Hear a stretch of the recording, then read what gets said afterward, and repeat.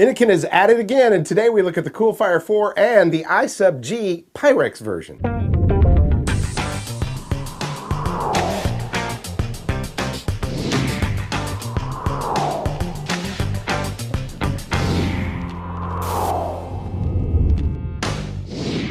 Welcome to the Vapor Trail channel. I'm Tony. Innokin, they make great products, no question about it. Their manuals are always top-notch, great English, and you know what? They always have an emphasis on safety. Every one of their products has that on the boxes, in the manuals, and all that stuff. And I think that's really cool. It's a good thing to point out. And as a matter of fact, in the latest one, in the Coolfire manual, it even talks about not leaving your mod by itself while you're charging it. They say you should be present while charging it. At least, you know, in the house, that type of thing. Because you know what? You never know what these things are going to do. But either way, I think it's great that they focus on safety. Now, the Coolfire, this is a device that's been through some different iterations. It has been a hand grenade, it's been a tube mod, and it's been a popular one in all the different iterations. This latest one, I think, is going to be really popular. I'm going to dig down and look at this in just a minute. The Coolfire 4. Also, we looked at the I-Sub tank, the one with the polycarbonate top on it. Well, we've got the latest one here. This is the G version, the glass, and it's Pyrex glass. And, well, while it's constructed very much like the I-Sub tank that we looked at before, it's also not.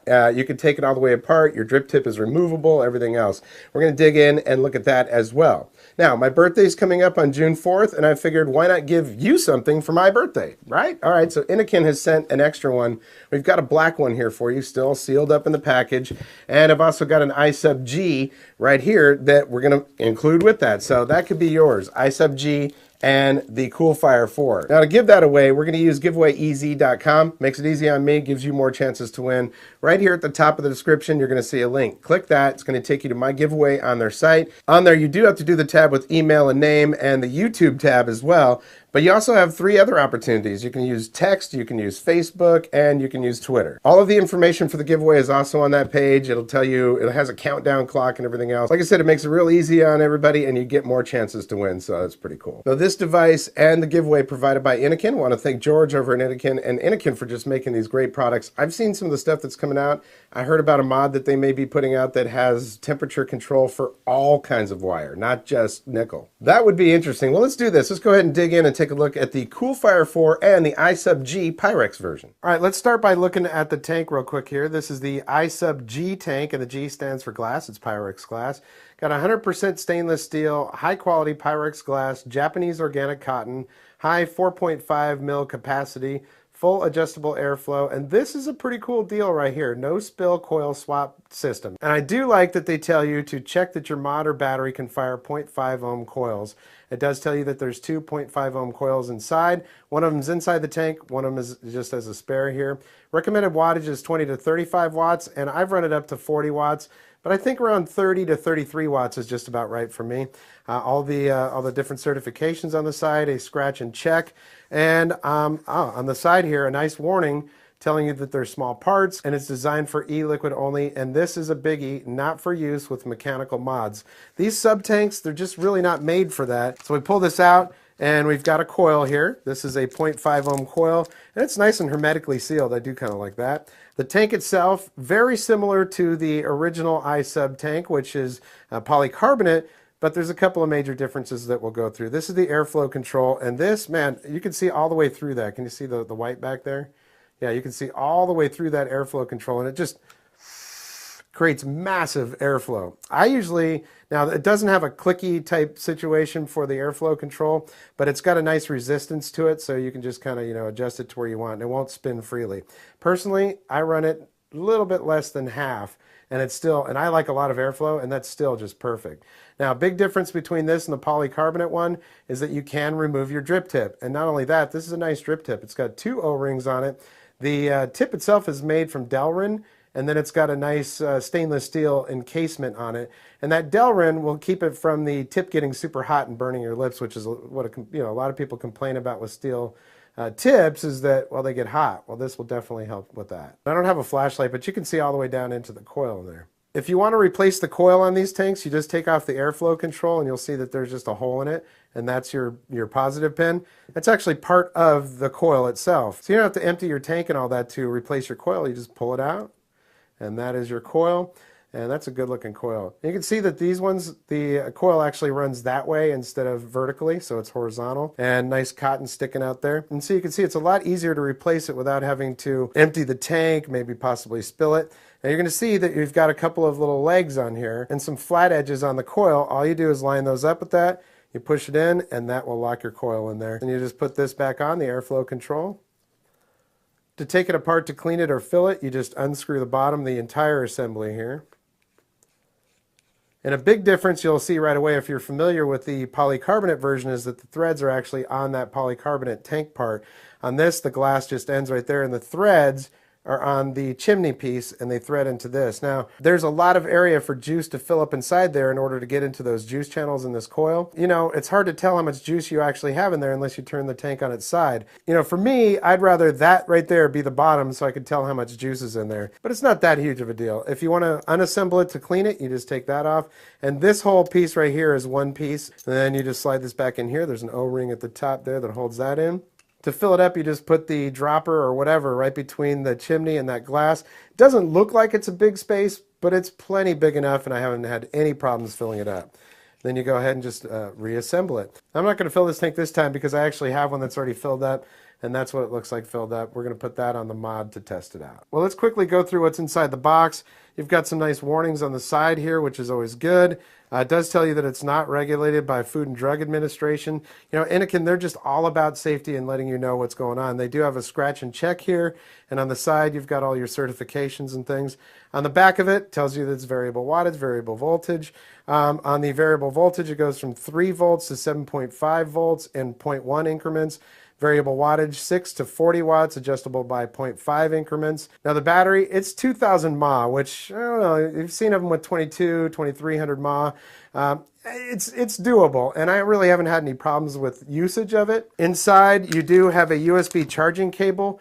Now they want you to use the cable that they send, and that's probably just so you have the best vaping experience possible. You want to make sure that it's a good cable. If you have a bad cable, it could fry your board or your battery or both. We have an Ego adapter that's pretty stout looking if you want to run those old Ego tanks on there, but I don't see that many tanks that are coming out with that anymore. And here's the mod, and this, man, it's a pretty sexy looking mod. It's got a nice ergonomic feel to it. The fatter end, of course, is where the battery is at, and you know, you can hold it. I usually hold it like that, and that's how I fire it. But you can hold it like this too. On the bottom of it, and this, to me, this is pretty cool. Got an on-off switch. I haven't seen this on any mods at all. It's usually click the button 5 times, and you know, this ensures that this thing is definitely off. If you want to put it in your purse or in your pocket or your backpack or whatever, this thing will not fire when it's turned off because, I mean, it's off. The only drawback to that on-off switch is when you turn it on, it always defaults back to voltage, and I like to run mine in wattage, but it's pretty easy to switch it back. The plus button and the fire button, you hold those two down, and now we're in wattage. And if you go to push the buttons and you can't adjust it, all you have to do is hold one of them up or down until it starts flashing, and then you can adjust it. Goes up to 40 watts, goes pretty quickly.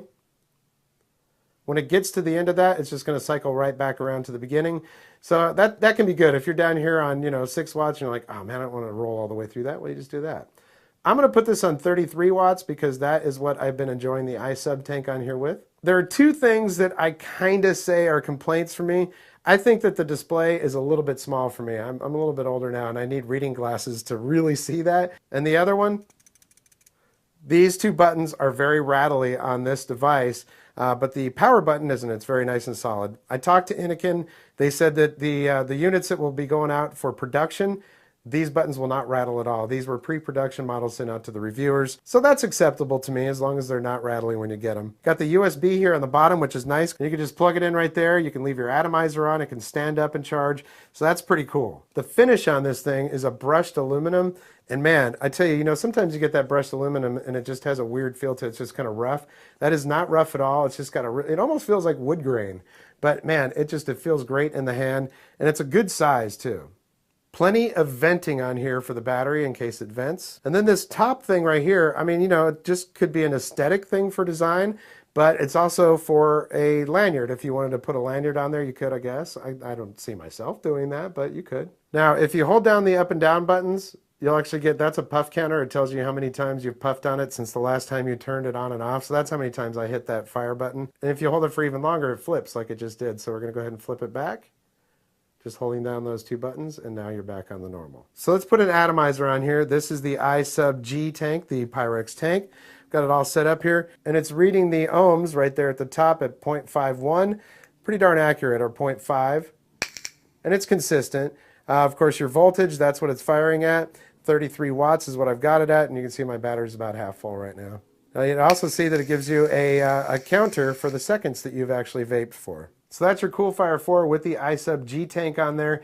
It's a great looking device. It works really well, and if you're looking for something that's about 40 watts that will run these tanks just perfectly, then this is a great device for you. The last thing I want to point out is that it is not a replaceable battery, and when I put this thing up on Facebook and Instagram, a bunch of people were like, oh cool, looks like you can take that out, unscrew it, and put a battery in there. Well, no, at this time, that is not how it is, but if they redesign it in the future, I do recommend that either they put a coin slot on that, or put two little holes and a little tool that you could unscrew that and put a new battery in there. That would just make it that much better. Cool little plate on there that says Coolfire 4 or IV. So let's go ahead and see how it vapes. So there we go. It's a good looking mod. It's super solid. The build on it is really, really nice. It feels good in the hand, and you know what? It works fantastic. And the tank, I tell you what, man, that is a nice tank. It's inexpensive. I think they're going to sell for around $20, maybe $22, something like that. The coils, you can get a 5-pack of those for $10, which usually for these sub-ohm coils, it's like $20 for a 5-pack of them, so that's good. Let's go ahead and have a couple of vapes and show you how it works. So this is at 30 watts, and this is the 0.5 ohm coil inside here.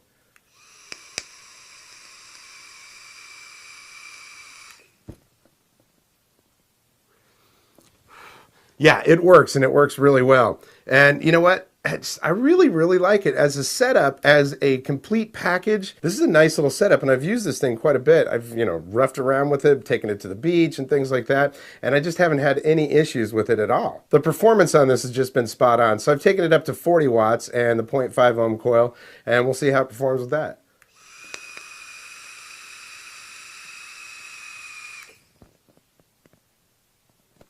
Yeah, that is nice. So, the flavor is coming through really well. And with all these different tanks, they've got the different coils and the different ways that they're built and stuff. And I gotta say that the flavor out of this thing is fantastic. This same juice I've tried out of other sub-ohm tanks, and it was good, and it's just as good out of this, if not even maybe a slight little bit better. I just, I think that they're built very well.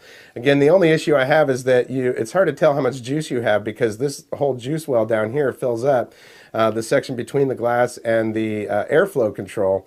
And so when your juice gets down that low, you got to kind of turn it sideways to see how much juice you got in there. I'm going to take one more vape.